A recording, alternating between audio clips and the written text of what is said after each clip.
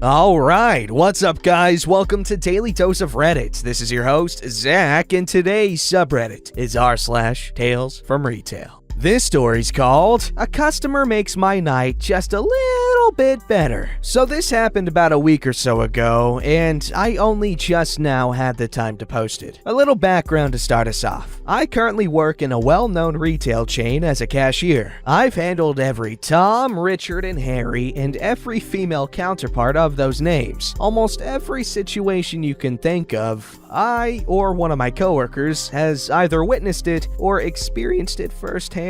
So this little event was enough to make me smile for the remainder of my shift. It was a Saturday night around 8:45. I was the only legal-aged cashier on duty, and I was ready to go home and hit the hay. The day itself hadn't been too crazy considering it being a Saturday, but I digress. Fridays and Saturdays in retail could very well be an unknown circle of hell, especially during these crazy times. In order to make this job a bit more fun for myself and the customers, I'm known in my store for being a jokester or pun maker. I keep the transaction going while making a pun, joke, or silly comment about the item I've just scanned. Most of the time, I'm able to keep the flow going. I have self-put rules for this though. 1, it has to be a family-friendly joke or pun. 2, it has to make sense so at least one person in the family gets it. 3, I never make the same pun twice in the transaction unless it will fit well with the item better than the first one I used it on. And 4, I don't stop scanning and bagging while I'm doing this. I stay professional and friendly all the while making the customer smile, or at least attempting to. A lot of customers purposely come back and check out with me just so they can see me do this. More than once, I have been told by a customer that I have made their day. One of the company policies we have at the store is 1 for each customer or transaction for paper towels, toilet paper, hand sanitizer, soap, etc. Well, if the party has 2 or more people, I will subtly inform them they could buy the second one of the items listed above in a second transaction. Some will accept the offer, and I set the items to the side until the first transaction is run through. And some say, "Oh, it's fine," whereas some don't even pay attention to me and throw a hissy fit when they can't get the 2 products on the same transaction. The latter has happened so many times, if I had a nickel for each time, I'd be on my way to being highly well off. This particular night, I had an elderly couple, old enough to be considered senior citizens, but appeared and acted young enough they could still kick it old style. Here's the cast. Nice lady. Nice guy. Me. I hope this register's open. Yep, come on in. I proceed to log into the register and immediately notice duplicates of the items mentioned above and internally sigh. When it comes to the response of the customers, it's usually 50-50, so I'm never sure how they're going to react. "Ma'am, unfortunately, we're only allowed to do 1 pack of paper towels per transaction." Oh, well, in that case, I'll pay for a package and my husband will pay for the other one. I smile and ring up the duplicates while chatting and making a few puns and jokes. They're loving it, claiming I should be a stand-up comedian and just having a good time. I total up the first batch, they pay, and I keep going on to the second. As I'm talking with them, I notice they had picked up 3 Kit Kat candy bars from the impulse section of the checkouts. Note that I love Kit Kats. I want to try almost every flavor out there. There are over 200 to be exact, but nothing beats the original. As I scan the candy bars, I mention my like for them and smile as I set them down in front of the customer. Well, 2 of them. "1 for you." I hold out 1 to nice lady. "1 for you." I hold out 1 to nice guy. And 1 for me. I jokingly move the candy bar towards my pocket before smiling and placing all 3 onto the shelf where the customers write checks. I keep going with the remaining items when nice guy smiles, holding out the 3rd Kit Kat. "You go ahead and have that." "What?" Yes, go ahead. I accept the candy bar with a bright smile as I finish up their second transaction. Thank you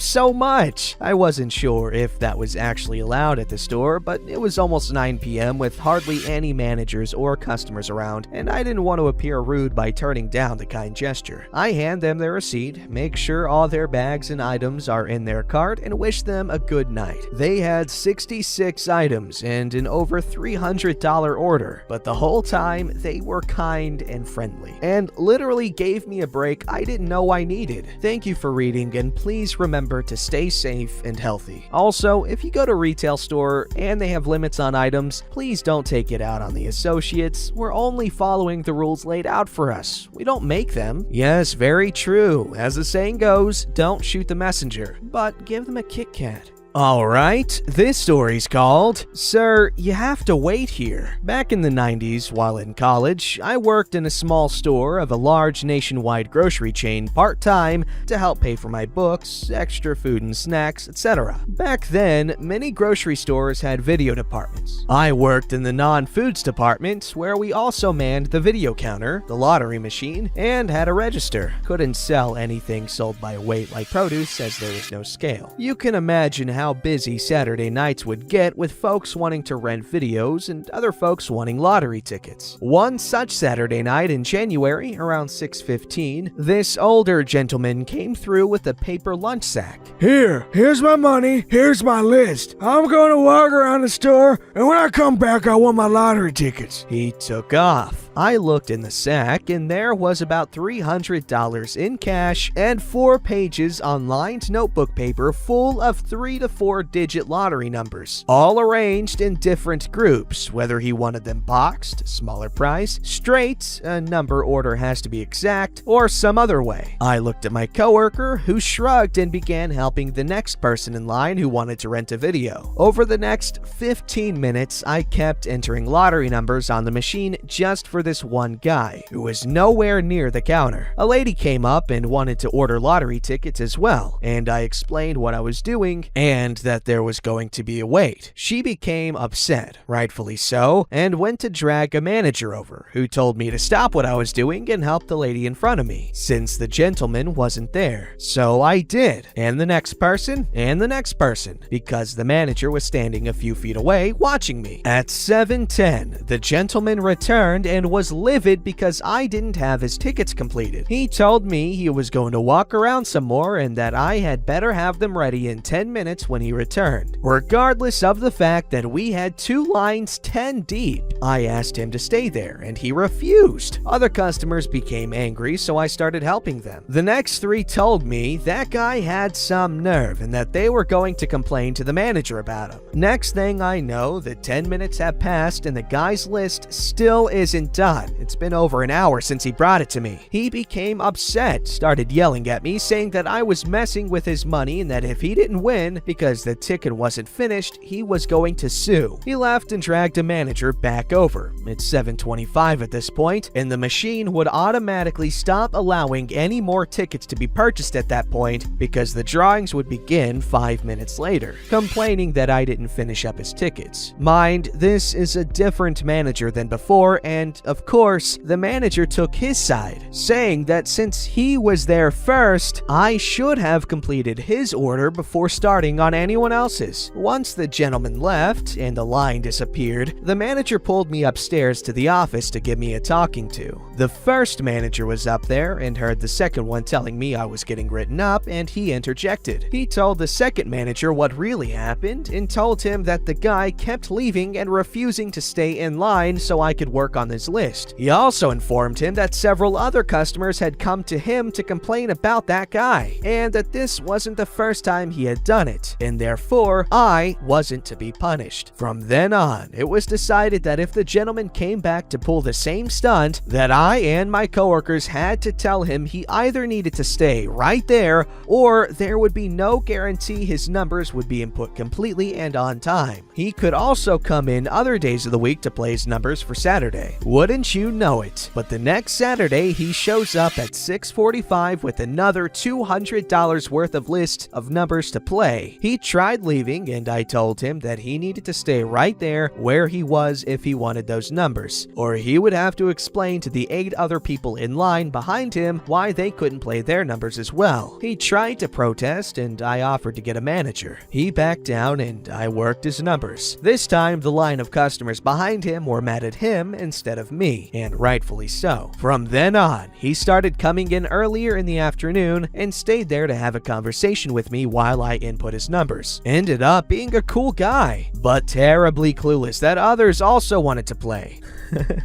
I swear to God, some people, like the lottery people, they always have some weird choosiness when it comes to picking a ticket, but they always come back. And you know what that means? They never win. This story's called Mufasa! Stampede in the store! OP's down there! The holidays have often been a bit contentious for me. I'm not a very social individual, and I don't enjoy being around my single father very much. He was quite toxic. In an effort to avoid spending Thanksgiving evening with him, I thought it'd be better if I worked Black Friday at a major retail chain. Big mistake! I heard the horror stories about people fighting each other over a new stuffed animal, but I thought those were things of the past. This store had quite a few employees, and we had more advanced means of security than back in the era of Cabbage Patch Kids. Our boss also seemed to have a good idea on how to handle massive crowds. We'd only let a certain amount of customers in at a time, direct them to an employee who'd then direct them to exactly where to find certain items: toys, furniture, electronics, etc. We also hired extra security in case things got ugly. After I parked my car, I took one look at the store, and my stomach dropped. It was only 7:45 p.m. and already the store was lined up with customers crowding around the front doors. At times, I was afraid they were going to break through the display windows. Sticking to our plan, my boss had a security officer be the one to let customers in, and I'd be the one redirecting customers to their desired aisle. I was 18 and built like a bouncer, so I was pretty strong and thought I could handle it. The moment 8 p.m. rolled in, all hell broke loose. The security guard tried only letting in a young couple first, but so many people brushed their way into the store that the doors burst open, allowing the entire crowd to flow in like the wildebeest from The Lion King. I didn't have time to say anything before I felt myself getting trampled over as well. Everyone's loafers, sneakers, and high heels clobbering at my head, arms, legs, and back. I remember screaming, "Help!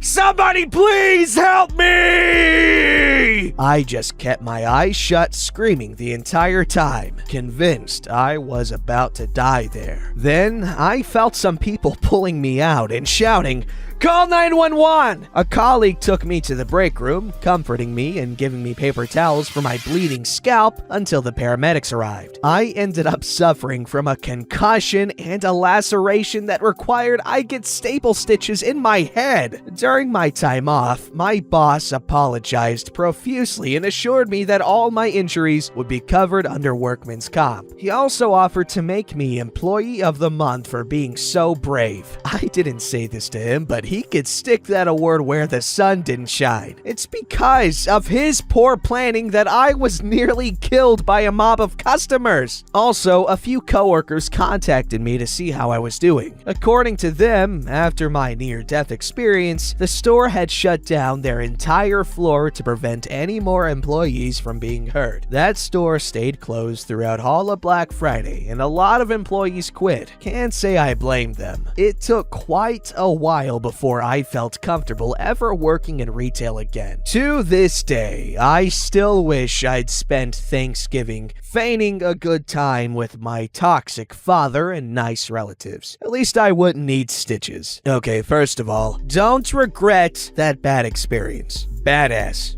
That is an incredible story. I know at the time, very, very scary, because there have been many people that have died being trampled by Black Friday crowds, which is ironic, given that the day before is spent reflecting on how thankful we are to have everything we have in our lives, be they material or emotional or whatever the hell.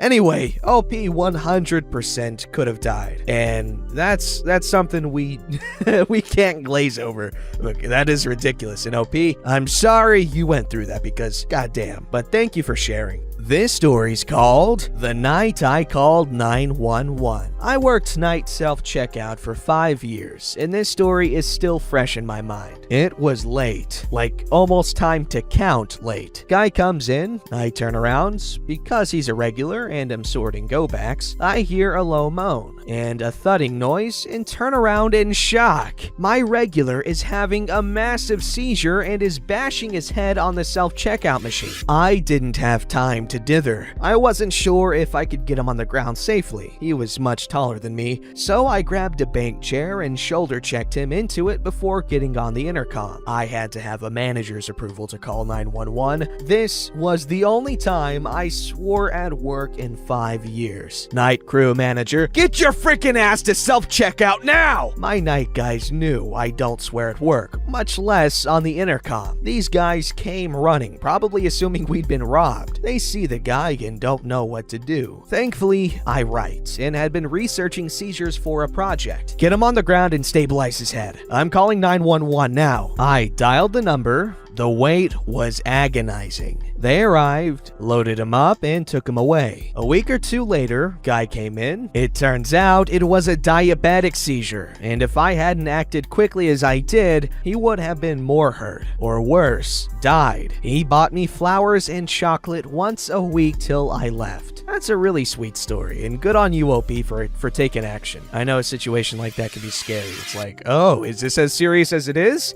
Do I get involved? A lot of these thoughts can ring through your head, and the fact that you just acted, good on you. Don't forget to like, subscribe, and hit that bell to never miss an episode.